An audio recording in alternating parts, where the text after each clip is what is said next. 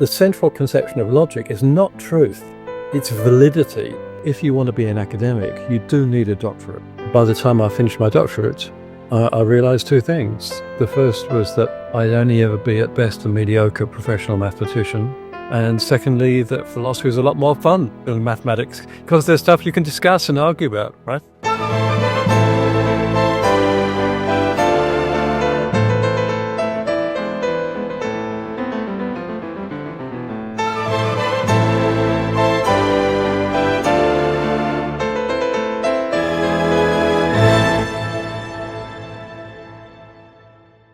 Hello, everyone. Welcome back to the show for another episode. This time I come with a great guest. His name is Graham Priest.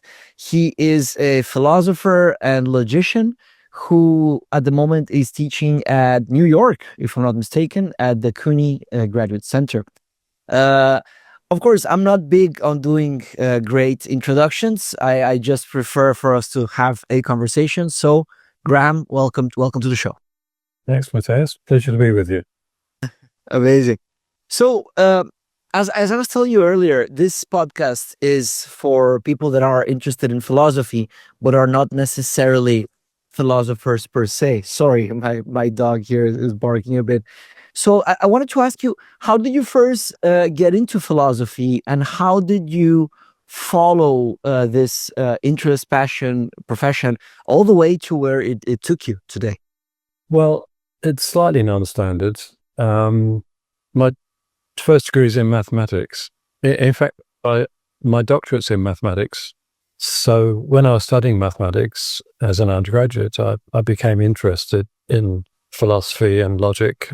And when I finished my undergraduate degree, I decided to carry on with my interest in mathematical logic, which I wrote my doctorate on. And there's a close connection between logic and philosophy and mathematics. We can go into that if you want, but for the moment, just take my word for it, okay? So even though I was working in a math department, I was still thinking about philosophy as well. By the time I finished my doctorate, I realized two things. The first was that I'd only ever be at best a mediocre professional mathematician. And secondly, that philosophy is a lot more fun than mathematics because there's stuff you can discuss and argue about, right? So when I finished my doctorate, I decided I wanted to be an academic and I wanted a job. I'd have taken any job, to be honest, okay, but I would have preferred a job in a philosophy department than a math department. And for reasons I still don't really understand, the University of St Andrews in Scotland offered me a job in their philosophy department. And I took it like a flash. So that was me becoming a professional philosopher. And then no one in the UK seemed to want to offer me a permanent job. The first permanent job I was offered was in Australia. My family and I, or my wife and I, we had a couple of young kids, decided to move to Australia. And we thought we'd be back soon. We didn't expect to stay there, but we did. So we'd emigrated. And then my professional life I spent in Australia. Okay. How long did you spend in Australia? And then when did you go to the US? Okay, so I went to Australia in 76. And I worked there until I moved here. Exactly when I moved is a bit vague because of going backwards and forwards. Yes. But that was about, let's say 15 years ago. Amazing. So about mathematics and philosophy, most departments in Latin America for philosophy, they are philosophy and literature or philosophy and theology. There's rarely a department like philosophy and mathematics or philosophy and physics or philosophy and logic. When I studied in London, I realized this, and I'm like, wow, that's like for us in Latin America, it's not very common to connect philosophy and maths, and I think that's a big mistake, right? Well, I mean, philosophy is a very strange subject. I mean, it's a bit like an octopus, and it has tentacles, and the tentacles spread out all over the place. In fact, they connect with virtually every other academic discipline and far beyond that.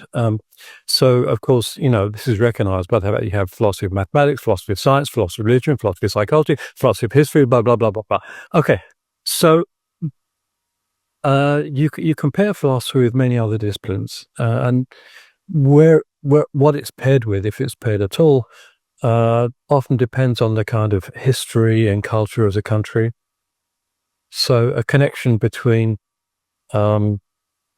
philosophy and mathematics, philosophy and science is much more common in the English-speaking world than it is, say, in the Latin world, I think. That's a great point. So I did engineering as an undergrad, industrial and systems engineering. So I had to take, I had to do a lot of logic, not formal logic, but within maths and within physics, optics and chemistry and all that.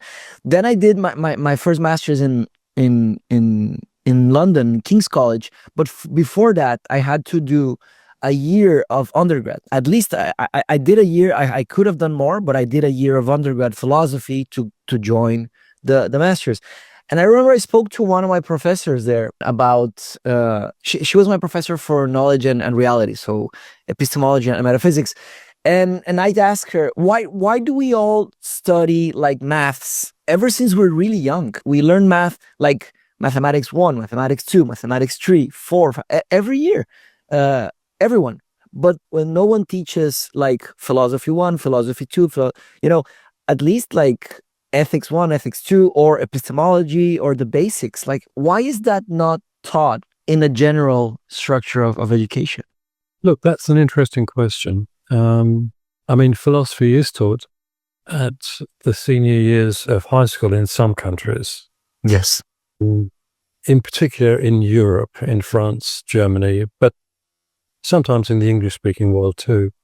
So it's not true that it's not taught in schools, but obviously right, it's not taught in the way that mathematics is. Your question opens up a real can of worms about what the function of education is. Okay. Generally speaking, the function of education in most countries is utilitarian. Okay.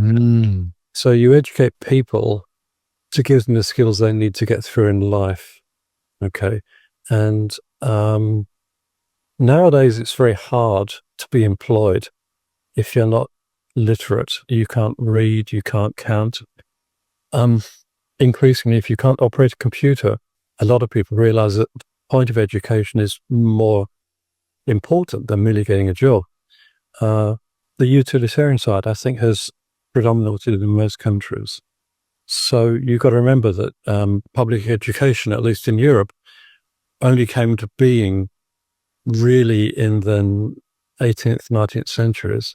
And that's about the time that capitalism started to require some kind of urban workforce, and increasingly one that required people to be literate and numerate. So I think that's the historical reason why things like language and mathematics are taught in most places. Okay, you raised the question of what else should be taught. That's an important question, but that answers your question anyway. I agree. And education should increasingly be about how we think. Wouldn't you agree? How we approach questions and how we answer. Now that we have so many advances with technology, artificial intelligence and other things, perhaps being a deeper thinker might be of interest for more employers, right? At least that's something I think could be the case. But anyways, so you went into teaching at an undergraduate level at the beginning, and now you teach at a postgraduate level, and you specialized in logic, if I'm not mistaken. That's not quite right. The universities that I've worked at in the UK and Australia aren't undergraduate institutions. They teach undergraduates, but they're research institutions, so they teach graduate students. So for most of my life, I've taught right through the curriculum from first-year students to doctoral students and postdocs. But the college I'm in New York is called the Graduate Center, and that's the reason. The reason for that is that it teaches only graduate students. CUNY has many colleges, the graduate center was set up just to teach the graduate programs. And so since I've been here, I teach undergraduate students. I'm very fortunate in that I don't have a heavy teaching load, and I can teach exactly what I want to do. That's amazing. Occasionally I teach logic, but to be honest, very rarely I teach logic. It's the other things that interest me. In the last few years, I've taught courses on time and on metaphysics. Next semester, I'm going to teach a course on Ibn Sina, or as he's better known in the Latin West, Avicenna. And only recently I've realized how important Arabic philosophy is in the development of Western philosophy. And I don't know much about it, so I want to educate myself. That's amazing. That's amazing. I really think complementing the way we think with more and wide range of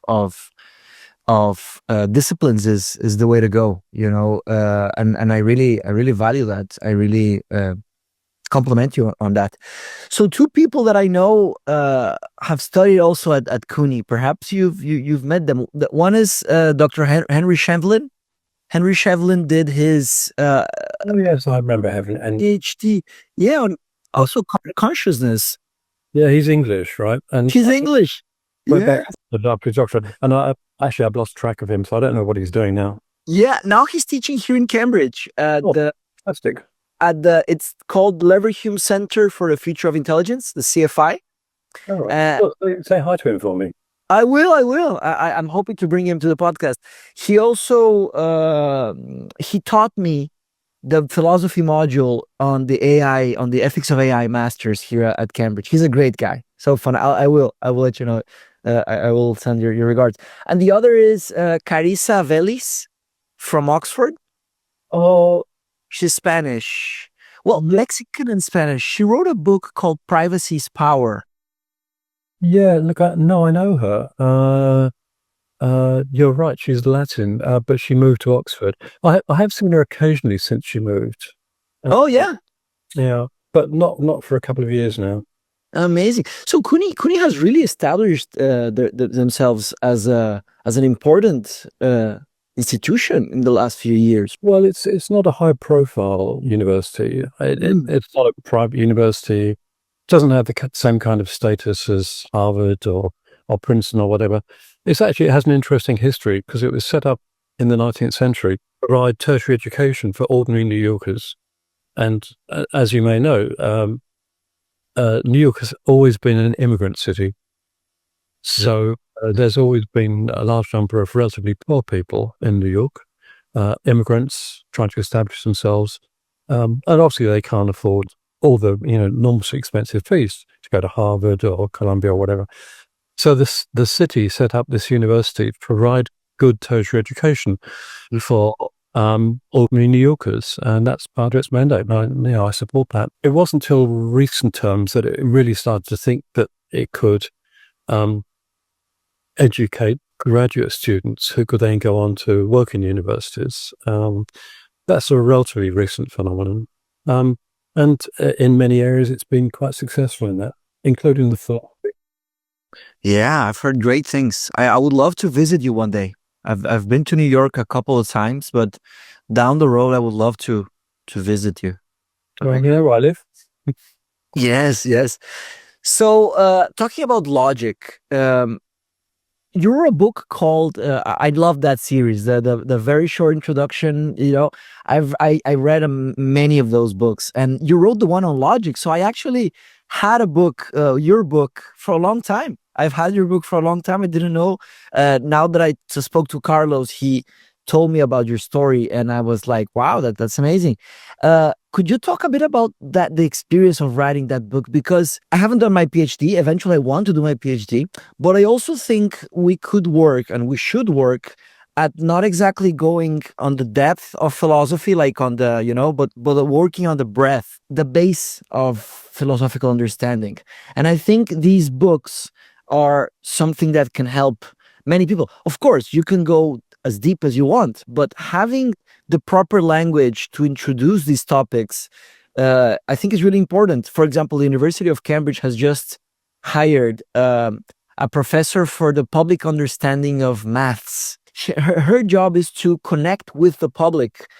Could you speak a bit about this? How was that experience? So I know the series well. and I've read many of the volumes. Oh, I often turn to them when I want to learn about an area because they are so good. I mean, I've never read a volume in that series which isn't well written, informative, enjoyable.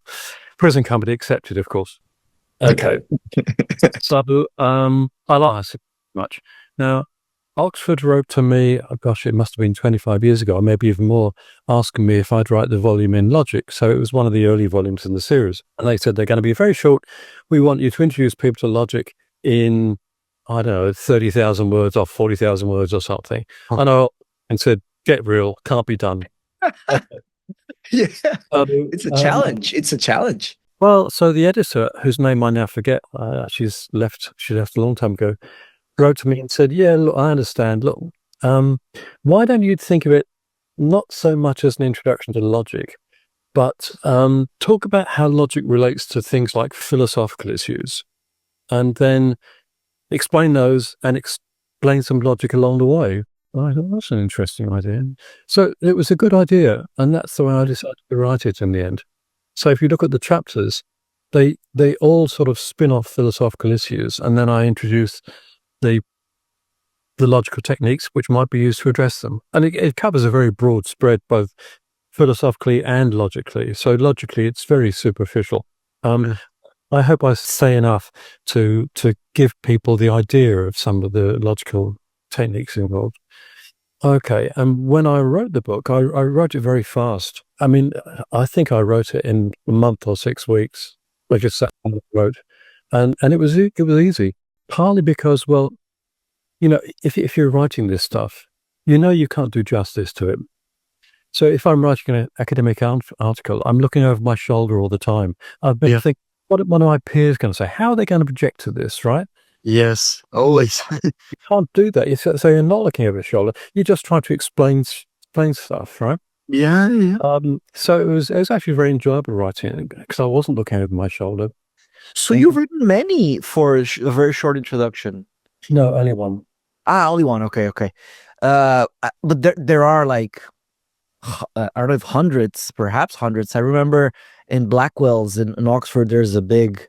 So it's from Oxford University Press. Now that you mentioned, it makes sense. I remember in Blackwell's there was a big, like, many shelves of very short introduction to everything. So you don't refer to logic because you speak about logically and philosophically. So you wouldn't consider logic a part of philosophy. You would consider it something on its own, like, because it could also be considered as a branch of philosophy. How does that fit into the disciplines? Well, I mean, in its own way, logic has tentacles which spread into many different areas: mathematics, computer science, linguistics. But the original home of logic was philosophy. Well, okay, I mean, you know, the early people who developed formal logic were philosophers. Yes. Philosophers did many other things, but it's no accident that there are connections between logic and philosophy, just because there's this entanglement between logical issues and philosophical issues. And it's not just that people reason in philosophy, which they do, of course, but people reason in all sorts of ways. So it's not that kind of connection that I'm gesturing at. The connection is rather that logic often provides a conceptual framework for philosophical theorizing. When you theorize, you use various categories to put it in Aristotle's terms. And you want to know how those categories behave. And that's something that's very much investigated in logic. So, you know, Aristotle's categories is closely connected with the rest of his work in logic. That connection has certainly evolved over 2,500 years, but it's still there, I think. Maybe 100 years ago, when logical positivism dominated philosophy, when logic was thought to be kind of philosophically neutral. It was an interesting idea. It didn't work. And nowadays, I think most logicians and metaphysicians, and even more general philosophers, will think that that there's a very tight connection between logic and metaphysics, just because logic tells you something about the conceptual framework you're dealing with when you do, especially metaphysics, but also other bits of philosophy. And there is, please correct me if I'm wrong, but you have been I'm sure if you're still actively working on it, but you are developing a new theory of logic or a new branch of logic, dialetheia. which, from what I understand, is challenging the classical rules of logic from Aristotle, right? The three principles, the axiomatic logic from Aristotle. And it would be a logic that admits contradictions in the same sense and the same context. How would this work? And how could we teach this? Because there is something about the few things that I've read that resonate deeply with me. For example, as far back as Heraclitus, with the duality of opposites, and other thinkers, and all of the paradoxes that we have floating around. How can we approach this subject, and how could you explain it? All right. Well, we could spend the next several hours discussing that, but Yes. it's a little down. Let me just correct you, though, in one thing. What you're referring to as the three laws of logic are usually the law of non-contradiction, the law of explicit middle, the law of identity. Yes. Now, it's true that, but calling those the laws of logic is very old-fashioned. It's a hangover from sort of 18th, early 19th century philosophy. No one thinks in those terms nowadays. Okay. Even in Aristotle, two of those laws, excluded middle and non-contradiction, are not logic, they're metaphysics. They're not Aristotle's logic, they're in his metaphysics.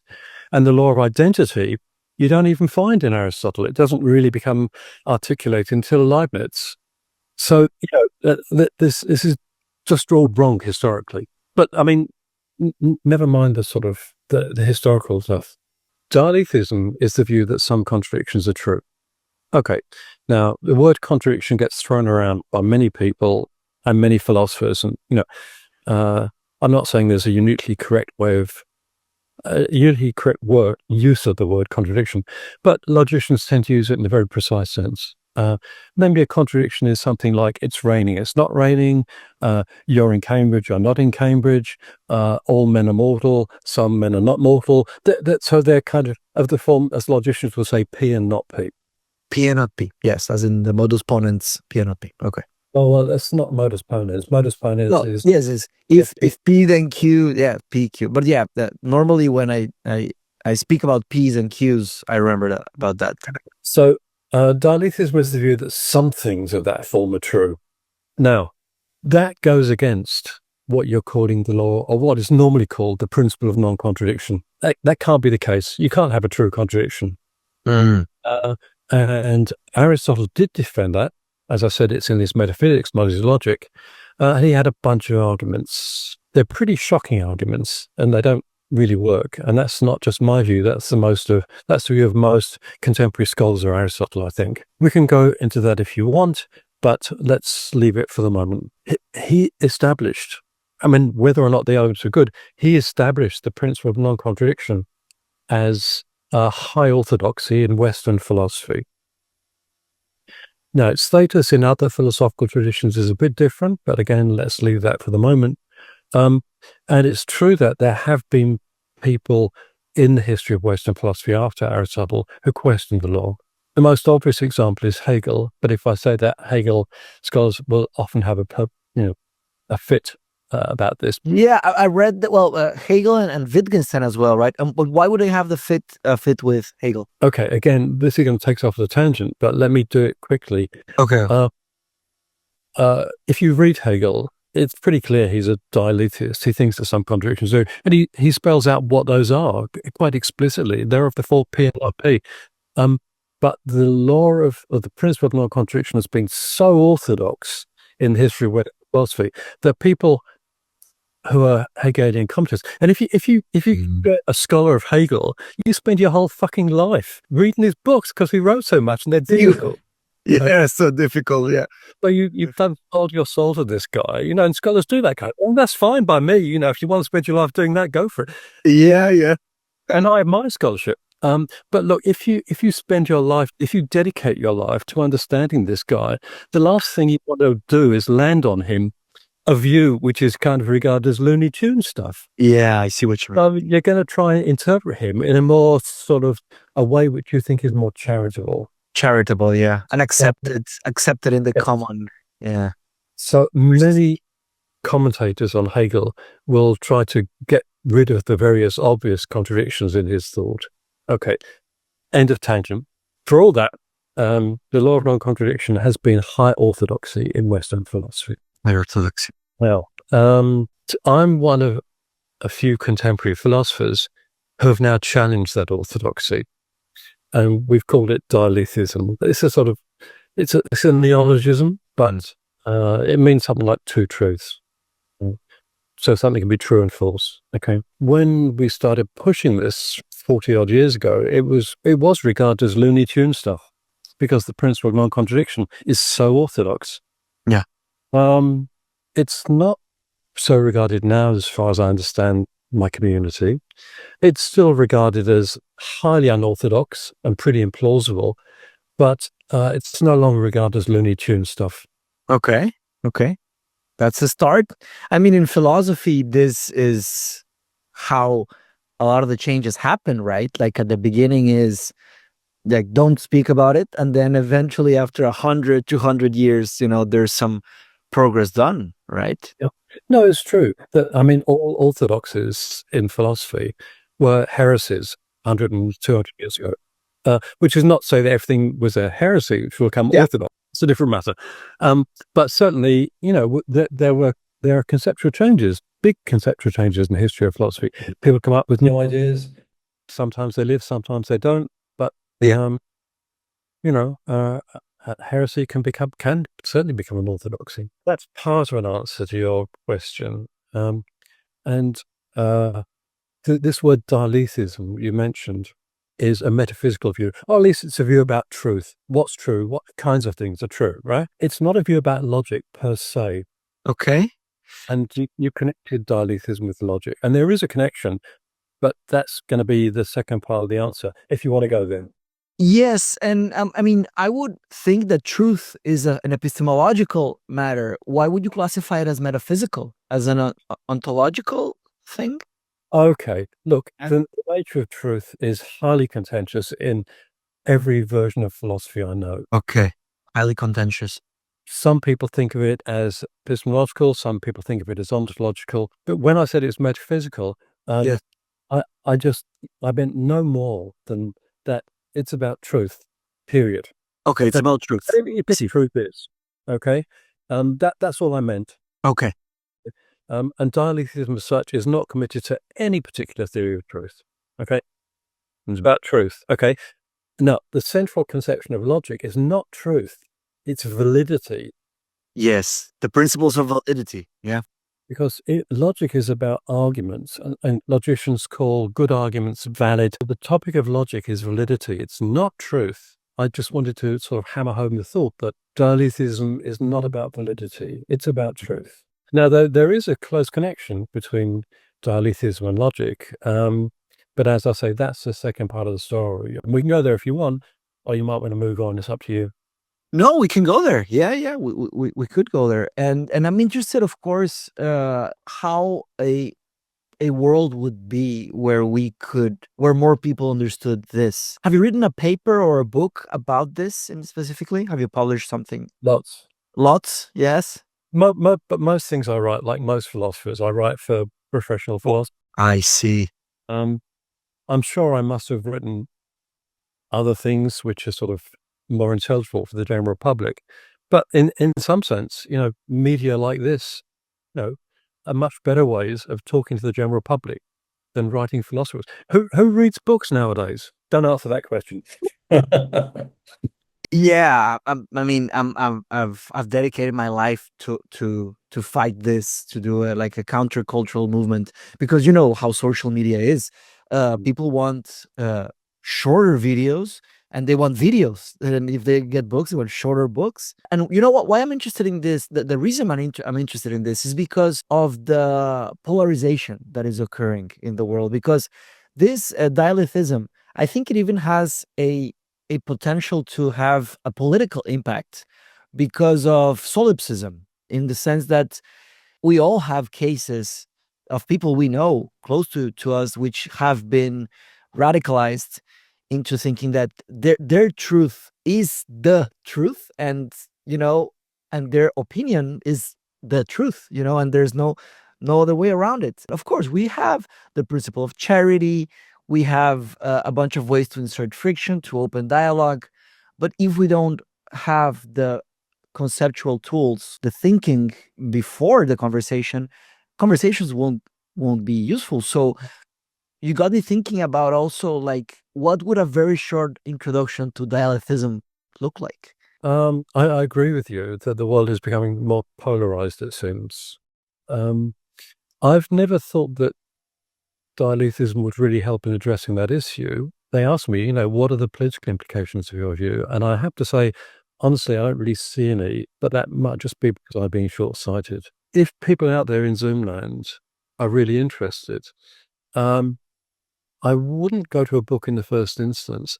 I mean, you'll find various videos of me on the net, sometimes lecture series, which I've done at various universities, and some of those are sort of explaining dialectism and its entourage for a general audience. That's where I'd start.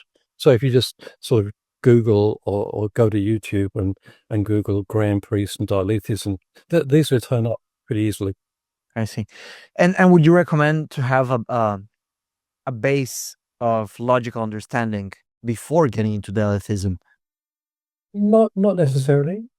It certainly helps in due course, but you don't need to understand much logic to understand dialectism, because it's not about logic as such. Well, that's true.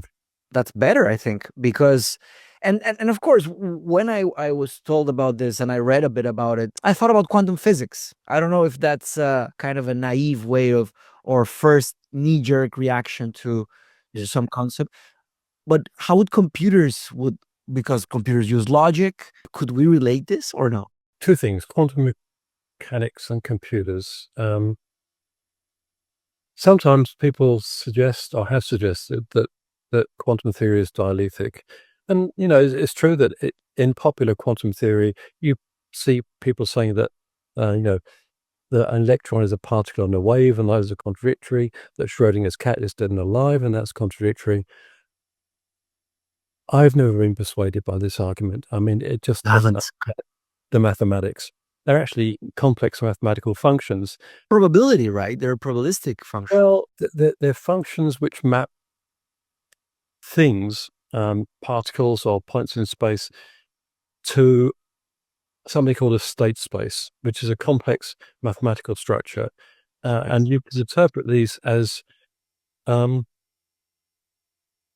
probability of telling you something about the probability of making certain observations. That's what the mathematics tells you, right? And the mathematics is quite consistent. It's nothing to do with dialectism. I've never been persuaded by this argument, although, it may well be there are interesting connections to be explored if and when any physicists become interested in paraconsistent logic, the sort of mathematics of this stuff. Maybe we'll see that kind of application. Who knows? I don't. So that's the first question. Second question is computers. Look, computers are just devices which manipulate ones and zeros. That's all. Ones and zeros. It's not even ones and zeros. It's about a charge flowing, a current flowing, and they have no intrinsic connection with logic. Any logic can be massaged into a form where you're manipulating ones and zeros, or more complex mathematical structures. So of course you can get a computer to work on or operate any kind of logic you like. Okay, there are limits because of the halting theorem, but we don't need to go into that. But generally speaking, you can get you can get any computer to work on any logic you damn well like. Yeah, I think the whole subject is fascinating because it gets us to the limits of, it would change the way we interpret the world. Has it changed your way of seeing the world by accepting contradictions? How has that had like impact in the rest of your work and in reading new kinds of philosophy? Well, it's made me more open-minded in the philosophical climate in which I grew up. The thought that if you're giving a philosophical account of something, and it might be motion, it might be free will, it might be realism or idealism, the thought that you could actually countenance a contradictory theory would have been thought of as crazy for reasons we've talked about. Once one takes dialectism to heart, one doesn't write off these views in a thoughtless fashion. You might reject the contradictory theories because contradictory theory might not be the best theory, but it opens the space of theories you might seriously consider. In that sense, you become more open-minded. And so now I'm more open-minded about a lot of things. I will consider theories that most people might not consider because they're contradictory. I think that's the main change the main effect it's had on my philosophical theorizing. That's good. But being open-minded is generally good. Yeah, I think it is. And if we want to, solve some of the biggest problems, we need to get fresh ideas. We can't stop, right? Yeah, although I don't identify open-minded with being credulous or naive or gullible, right? Of course. You're still critical about all ideas. You should open your mind to any old shit. What I'm saying is, if there are serious intellectual possibilities, then they should be considered. And of course, you should consider them on the basis of how good the theories are, what the evidence is, what problem they're trying to solve, how they solve them, this kind of thing. So this is not an argument for kind of naivety and gullibility. This is an argument for greater intellectual responsibility. I like that. So what are your plans for the future, Graham, for the rest of this year and next year? You tell me that you've told me that you like to you teach different kinds of courses. I like how you think, because many people would consider that as a massive challenge because you have to understand the material, practice it, prepare, and then teach a lecture. It's a real challenge. I like how you think, because that keeps you on the bleeding edge, on the cutting edge of intellectual activity. One could just do one thing for the rest of their lives. Yeah, look, I don't find it hard work because I find it fun. And if you find something fun, then, if you think that gardening is fun, it can be physically hard work, but you don't physically hard work, right? Well, I don't garden. I'm not that kind of person. I like gardening. Okay, well, you know what I mean. For me, doing philosophy and particularly writing and thinking about issues is fun, so I don't find it hard work. And what am I going to do the rest of this year? Well, sometimes you never know till it happens, but at the moment, I'm finishing a book on nothingness. One of my plans for the northern summer is to finish that. Next semester, I'm teaching a course on Ibn Sina, which I don't know much about, but I'm looking forward to that. When I finish this book on nothingness, there are other things I want to write. I'd like to do a third edition of my first book on dialeteísmo, which was called In Contradiction. There are a couple of other books that I have in mind, which I'll think about. But though, these are some way down the track. And always people write to me and say, will you write an essay on X? And I'm pretty stupid because I think, I don't have anything to say about that. And I think, hang on, that's kind of interesting. Maybe I'll write about that. And before I know it, I've committed myself to write all these bloody essays. So I'm writing on things that, other people write me to ask, not what I want to write. Now, that's all a bad thing, because I've learned so much by people forcing me to think about things. So I'm knocking this, but it just means that I sort of often write about things that I'm asked to write about and not what I really want to think about. Yeah, it's strange, right? Like each person has their own interests, and then the world has their interests, and it's kind of an in between. What you do is kind of contingent on how you live your life. I suppose some people don't do that, but that again, I admire that, because who says that our interests are the correct ones? Maybe there's some other interests out there that could could be. Well, lots of academics are relatively narrowly focused. They have particular ideas, they have expertise in a certain area, and they'll just work on that. And if it will be like that, that's fine. But that's never really appealed to me. I mean, as I've said, philosophy interacts with so many things, and I just find ideas fascinating. Whether or not they're true, that's a different question. But if to understand whether they're true, you've got to understand them first. So when people throw ideas at me, I like to, if I had the time, think about them. So I'm always open to considering new ideas. So I would like to close by asking some advice. Eventually, I want to make my PhD. But I have this worry that it might drift me away from my general audience, in the sense that sometimes PhDs get you so deep, and because you have to research a question for 4 years, if I'm not mistaken, right? And I'm inclined to do a PhD not on philosophy but on education, because I think if we can improve the world even a little bit, I think at least it's going to be related to education somehow on the long run, you know.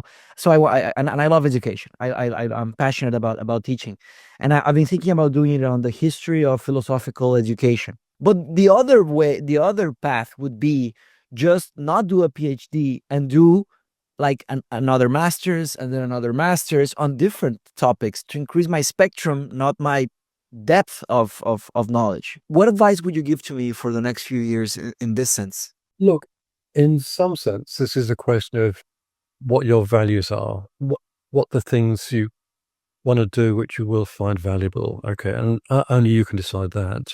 Okay. However, let me just sort of comment a little on the things you've said. If you do a doctorate, then you will spend 3 to 6 years, depending what country you're in, concentrating on something of a very narrow focus and investigating it in depth. So as far as that goes, you will become tunnel visioned, as you know, many PhD students are. I mean, you have to do that because you've got to write something that's publishable. So you've got to write something which is going to be accepted in journals, and you know, the professionalism is not going to accept it unless it's kind of very scholarly in a way.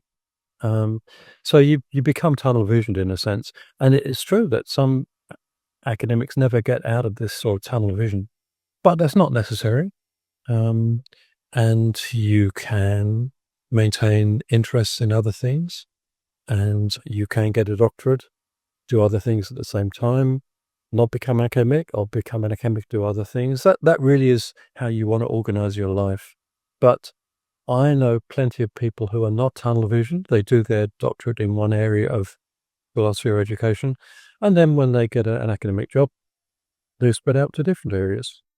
So if you want to be an academic, you do need a doctorate. It's the gateway into an academic job. Not that it's as necessarily a sufficient gateway, but if you want a job in academia, then you've got to do a doctorate. You have a choice.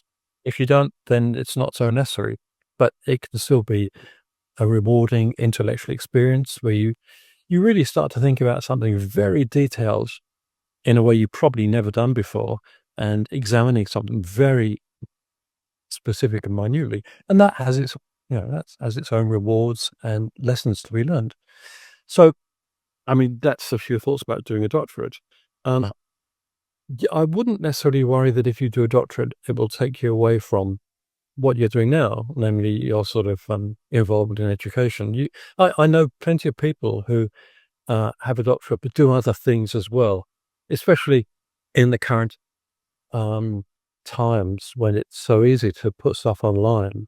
So I know people who, have a doctorate in philosophy, maybe they're professional philosophers, and they do other projects. They might be playwrights, they might be educators. A lot of philosophers, professional philosophers I know, have another kind of side to their life, and that's fine.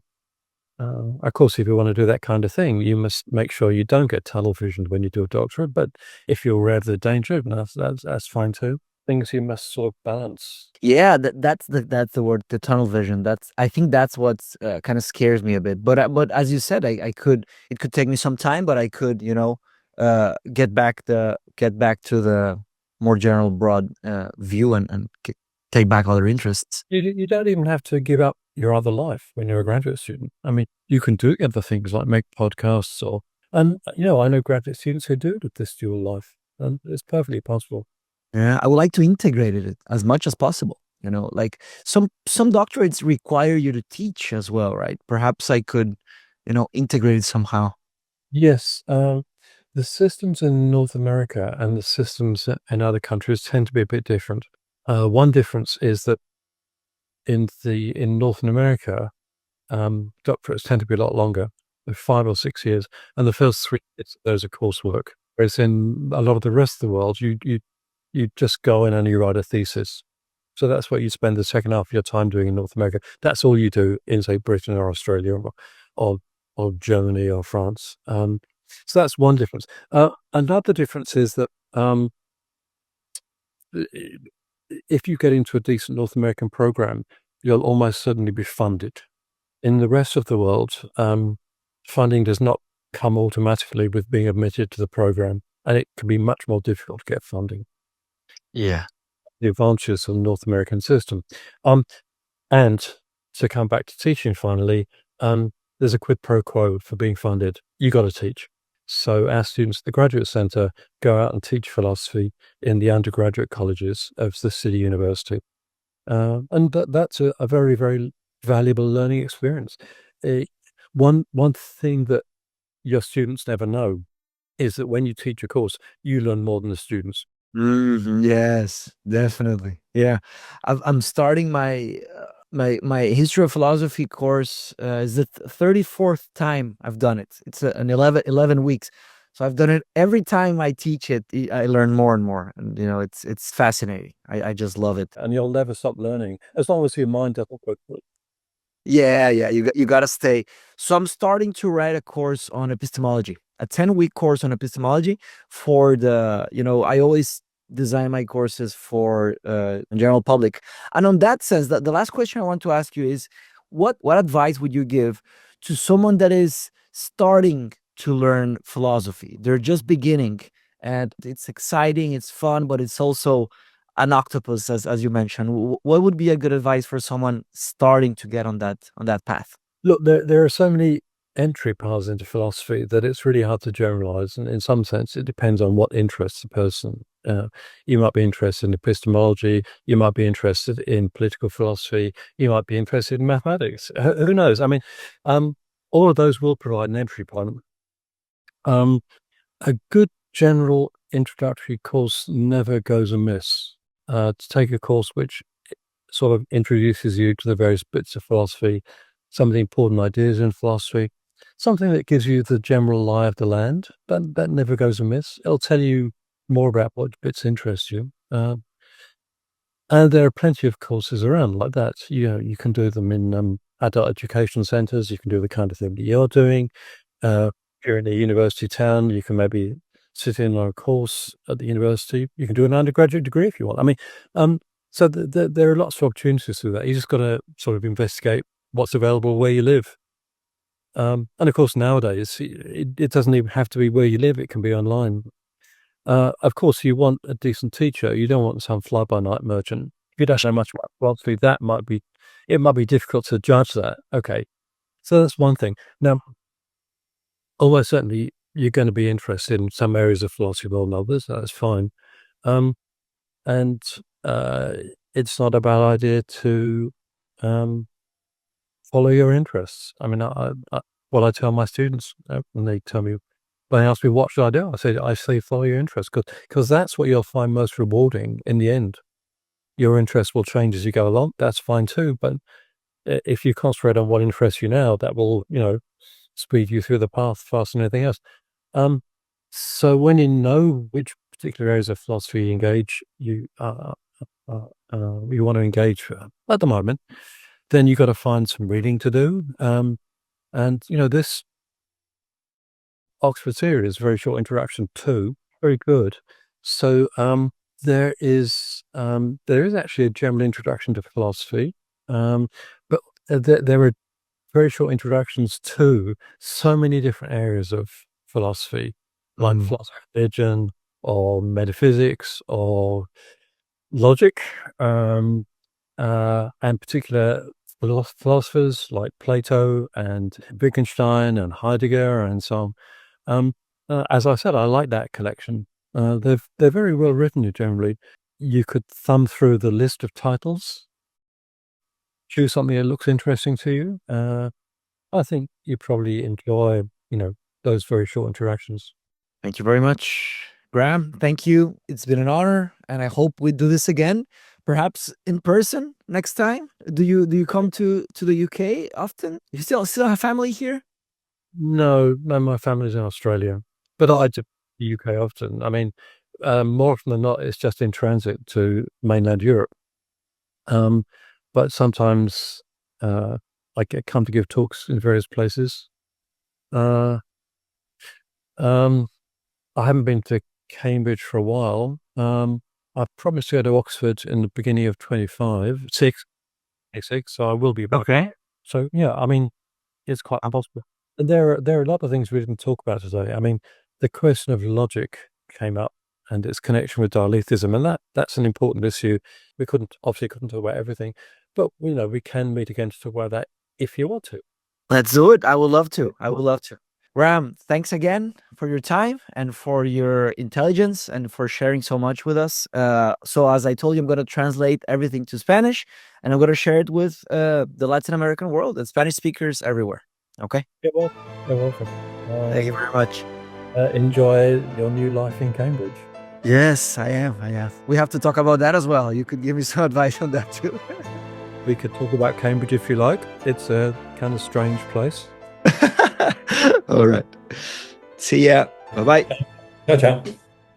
Gracias totales por ver este episodio de Sangre y Suerte. Espero te haya gustado. Si conoces a alguien que le interese este contenido, por favor envíaselo. No olvides de dejar un me gusta y un comentario para el algoritmo. Si quieres estudiar filosofía más formalmente, revisa los links en la descripción de este video. Y espero que encuentres lo que estás buscando. Nos vemos por acá. Fuerte abrazo.